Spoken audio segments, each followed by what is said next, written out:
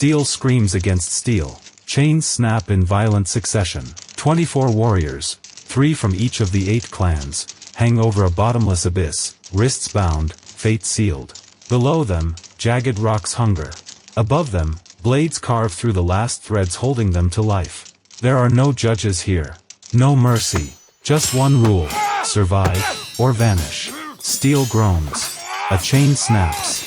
3 warriors dangle over a bottomless gorge, their wrists bound together by heavy iron links. Below them, jagged rock waits. Above them, rival blades slice through the tethering ropes. There is no referee. No rules. Only survival. Dong Yilong digs his fingers into the rusted links, muscles trembling, breath ragged. Beside him, Chu Hun's jaw locks. He doesn't look down. He looks forward. Because in this tournament, hesitation doesn't just cost you a match, it costs you your life. Months earlier, the capital of southern Zhao was still standing. Tensions between the southern kingdom and the northern empire of Yen had reached a boiling point. Then, an assassin's blade flashed through the palace corridors. The king survived, but the military leadership fractured. In the chaos, Grand Tutor Guan stepped from the shadows and announced a trial. 8 clans, 3 warriors each. A brutal tournament to crown a new field marshal. The victor would unite the army. The fallen would be erased. It was sold as honor. It was built as a purge.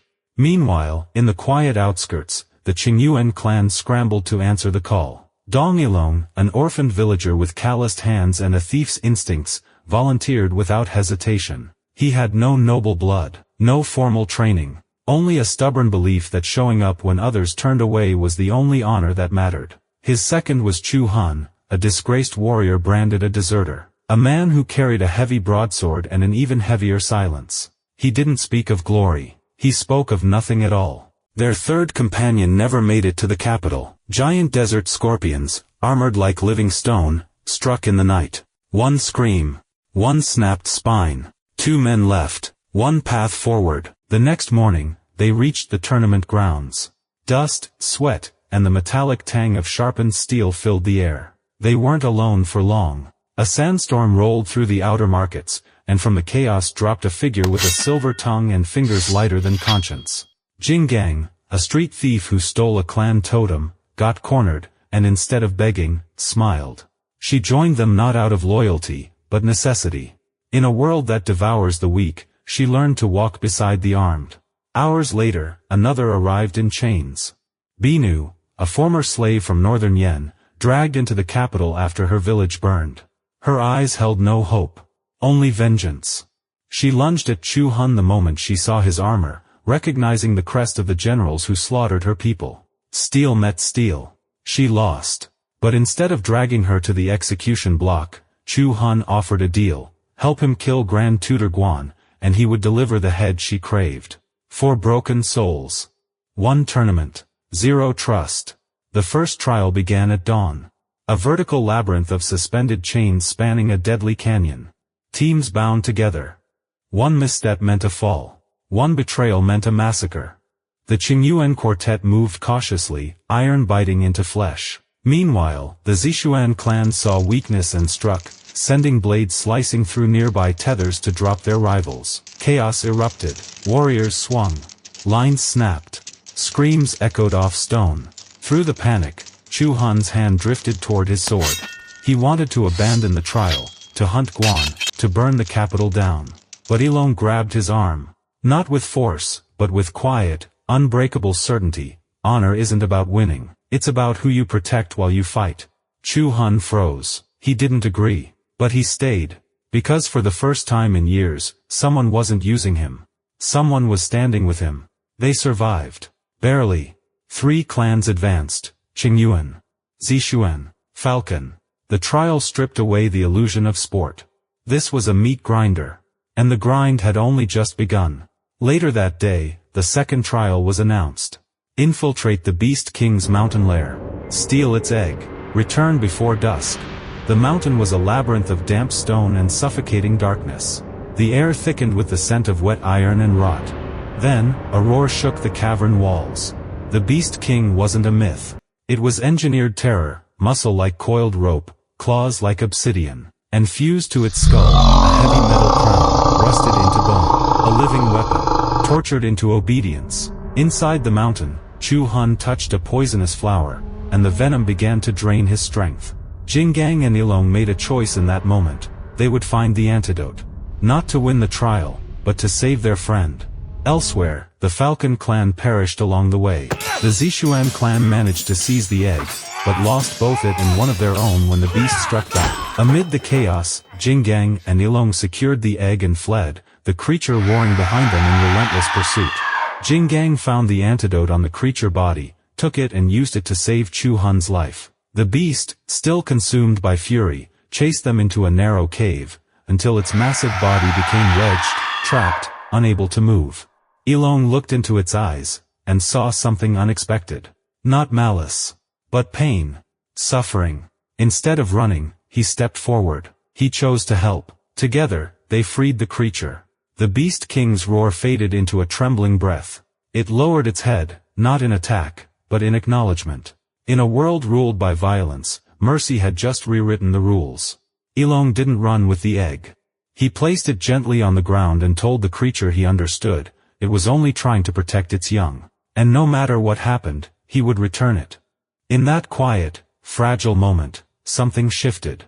And for the first time, Chu Han no longer saw Ilong as a burden, but as a compass. Dusk fell. The third trial was announced.